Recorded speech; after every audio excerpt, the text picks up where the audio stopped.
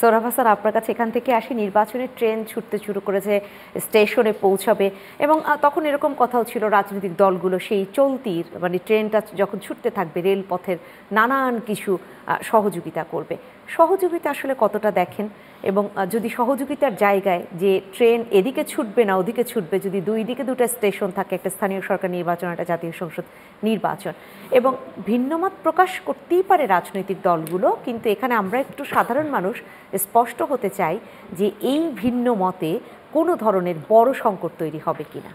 আপনি যে প্রশ্নটি করেছেন যে জাতীয় না স্থানীয় সরকার, আমি মনে করি যে এখানে যে রাজনৈতিক আর্থসামাজিক পরিবেশ বিরাজ করছে এবং এক ধরনের উদ্বেগ আছে, উৎকণ্ঠা আছে, সরকারের কী বলে যে সক্ষমতার ঘাটতি আছে। কারণ সরকার বা যে কোনো সরকার ক্ষমতায়িত হয় কার দ্বারা? জনগণ দ্বারা। এই সরকার তো ওই অর্থে জনগণের সাথে সংযোগ কম। সেক্ষেত্রে আমি মনে করি যে জাতীয় নির্বাচনই আগে হওয়া উচিত।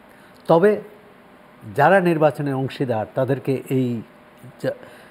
এই ওয়াদা করতে হবে যে এখন নির্বাচনের আগে যে তাদের ভাষা, তাদের আচরণ, তাদের অঙ্গীকার, সেটা যাতে নির্বাচনের পরে পূরণ হয়, বাস্তবায়ন হয়। এবং যারাই ক্ষমতায় আসবে, সবাই তো ক্ষমতায় আসবে না, কেউ বিরোধী দলেও থাকবে। সরকার এবং বিরোধী দলের মধ্যে একটা কর্মসম্পর্ক থাকতে হবে। কর্মসম্পর্ক মানে দুই দল সব ব্যাপারে একমত হবে না, কিন্তু একটা সুস্থ বিতর্ক হবে। বিতর্কের জায়গা কোথায় হবে?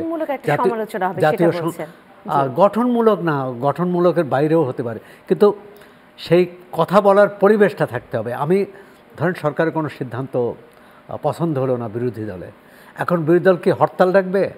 না, সংসদে সেটি তার কণ্ঠ জোরালো করবে এবং মানুষকে বোঝাতে চাইবে যে সরকার যেটি করেছে সেটি ভুল। অথবা সরকারও কেবল সংখ্যাগরিষ্ঠতার জোরে সব কিছু চাপিয়ে দেবে না।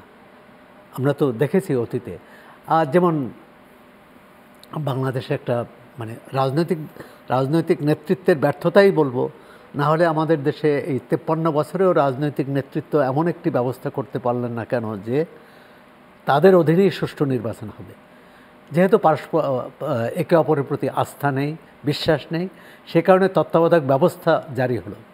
তত্ত্বাবধায়ক ব্যবস্থা জারি হওয়ায় এই সুবিধাটা হয়েছিল যে অন্তত 5 বছর পর পর যারা ক্ষমতায় আছে তারা জবাবদিহি করবে জনগণের কাছে। অর্থাৎ মানুষ যদি সন্তুষ্ট হয় তার পক্ষে আবার ভোট দেবে, যদি সন্তুষ্ট না হয় তাকে নাকচ করবে। কিন্তু সেই সুযোগটাই কিন্তু পঞ্চদশ সংশোধনের মধ্য দিয়ে সেটা বাতিল করে দেওয়া হয়েছে। সুতরাং আগামী এই যে নির্বাচন প্রক্রিয়ার সাথে একইভাবে এক প্রশ্ন উঠেছে, আইনবিদরা বলতে পারবেন, দুধুভাইও, যে এই অন্তর্বর্তী সরকার আগামী নির্বাচন করার জন্যে আইনত কতটা তার বৈধতা আছে, এই প্রশ্নটি এসেছে। সরকার একটি অধ্যাদেশ চূড়ান্ত করেছিল উপদেষ্টা পরিষদের বৈঠকে, কিন্তু পরবর্তীকালে ওইটা পাশ হয়নি। এখন একটা আছে যে আদালতে ত্রয়োদশ সংশোধনী যে বাতিল হয়েছিল সেটির বিরুদ্ধে যে রিট হয়েছে সেটি চূড়ান্ত নিষ্পত্তি হয়নি। আর ওই হাইকোর্ট রায় দিয়েছে ওইটা বহালের পক্ষে, কিন্তু এরপর সরকার আবার আপিল করেছে। এখন আপিল দিয়েও নিষ্পত্তি হতে পারে। আবার অনেক আইনবিদের বক্তব্য হচ্ছে যে আপিল দিলেই নিষ্পত্তি হবে না, কারণ এখন বর্তমান যে সংবিধান আছে এই সংবিধানে এর অস্তিত্ব নেই, তত্ত্বাবধায়ক সরকারের ব্যবস্থার অস্তিত্ব নেই। সুতরাং আদালত রায় দিলেই কিন্তু সেটি কার্যকর হয়ে যাবে না। কার্যকর হওয়ার জন্যে একটি অধ্যাদেশ লাগবে অথবা আবার আইন করতে হবে।